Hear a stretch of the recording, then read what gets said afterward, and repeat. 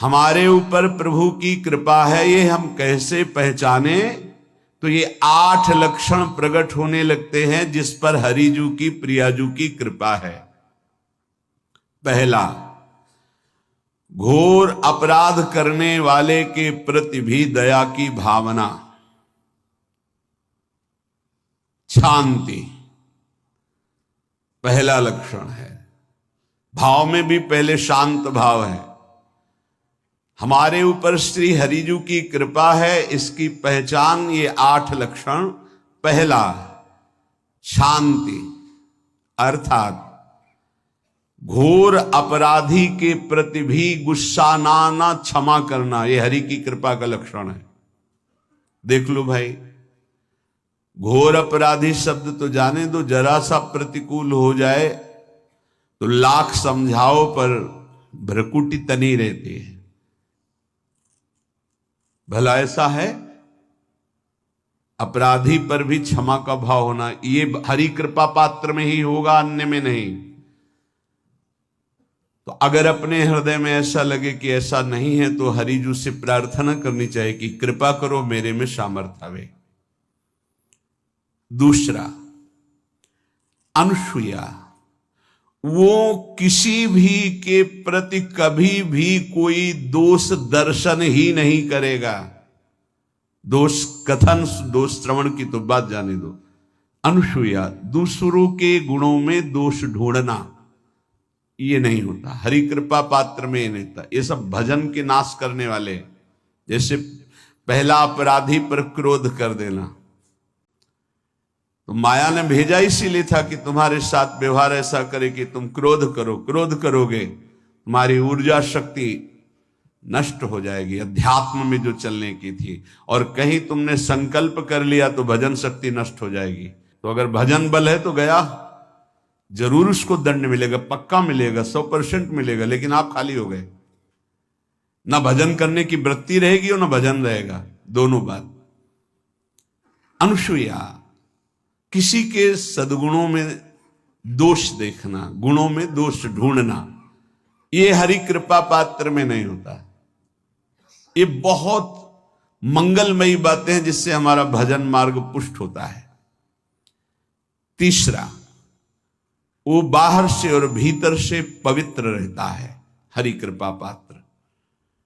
शौचाचार का ज्ञान होना चाहिए, वस्त्र आपके पवित्र होने चाहिए, ये बाहरी जल रज आदि के द्वारा बाहरी पवित्रता। और निष्कपटता, निश्चलता, सत्य भाव, ये अंदर की पवित्रता है। अगर कपट है, छल है, असत्य है तो हृदय मलिन रहता है। भीतर और बाहर से पवित्र रहना, इसमें खास बात क्या है? भीतर और बाहर से पवित्र रहने में, भीतर और बाहर से सदैव पवित्र कौन रह सकता है? तो बोले जो पुंडरीकाक्ष भगवान श्री हरि का, प्रियाजू का स्मरण करता रहता है, वो शवायाभ्यंतर शुचि, वो बाह्य और अभ्यंतर दोनों से पावन रहता है। तीसरी जो कृपा का लक्षण है, अर्थात वो सदैव भगवत चिंतन परायण, शौचाचार का पालन करने वाला, बाहर और भीतर से हरि कृपा पात्र पवित्र रहता है। चौथा, ऐसे कार्यों का अनुष्ठान न करे जिनमें हमारा भजन छूटता है, जिनमें सत्य छूटता है, जिनमें भगवत भाव छूटता है। जैसे आपके ऊपर कृपा हुई, आप भगवत मार्ग में चल रहे हैं, अब आप ऐसे सांसारिक कार्यों का अनुष्ठान कर रहे हैं जिनमें आपकी चित्तवृत्ति बिल्कुल भगवत विमुख हो रही, तो जीवन का लाभ क्या होगा? लाभ तो है भगवत स्मरण सहित। जैसे कल एक ने प्रश्न किया कि मैं खाता तो नहीं हूं लेकिन मांस की दुकान में मांस बेचता हूं, होटल आदमी, क्या उचित है? ये उचित कैसे हो सकता है? तुम और भी तो व्यापार कर सकते हो। जरूरी है धर्म का पालन करने की इच्छा करते हो, धर्माचरण करते हो, ऐसा नहीं। तो विरत बहुकर्मा, उन कर्मों से हमें विरत रहना है जो हमारे धर्म के विरुद्ध है, जो भजन के विरुद्ध है। हरि कृपा पात्र ऐसे कर्मों का अनुष्ठान कर ही नहीं सकता। अपने भजन का फल देखना भगवत कृपा पात्र के, सबको प्रदान कर देना। हिम्मत है?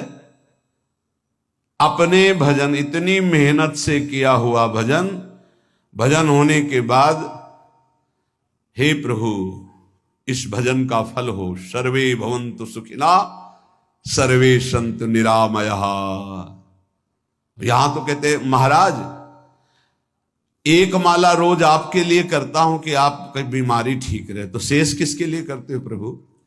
शेष क्या? अगर इष्ट और गुरु के लिए तुम्हारा है कि एक माला करते तो फिर इतनी माला करते तो हमें क्या होगा?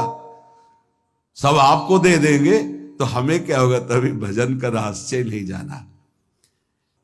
छठवां, अपने भजन से अपने लिए कुछ भी ना चाहना और दूसरों की तो बात जाने दो, दूसरों से कुछ ना चाहना ये तो ठीक है, अपने भजन से अपने लिए कुछ ना चाहना है हिम्मत। देखो ये हरि कृपा पात्र में हिम्मत होती। अपना भजन अपने प्रयोग में ना लाना, इसका भी आंतरिक रहस्य है। अपने प्रयोग में आप शरीर को लेकर के बोलेंगे, अगर स्वरूप को लेकर तो प्रयोग की कोई वहां जरूरत ही नहीं, स्वरूप पूर्ण काम है, वहां कोई अभाव नहीं।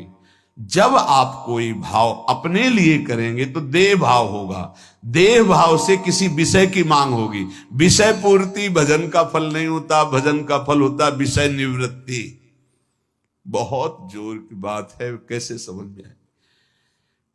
अपने भजन का भी फल अपने लिए नहीं, दूसरों से कुछ चाह रखना तो बात ही जाने दो, भजन से भी कोई अन्य सुख की चाह नहीं हुई। क्या चाहिए? भजन ही बनता रहे, भजन का फल भजन बनता रहे।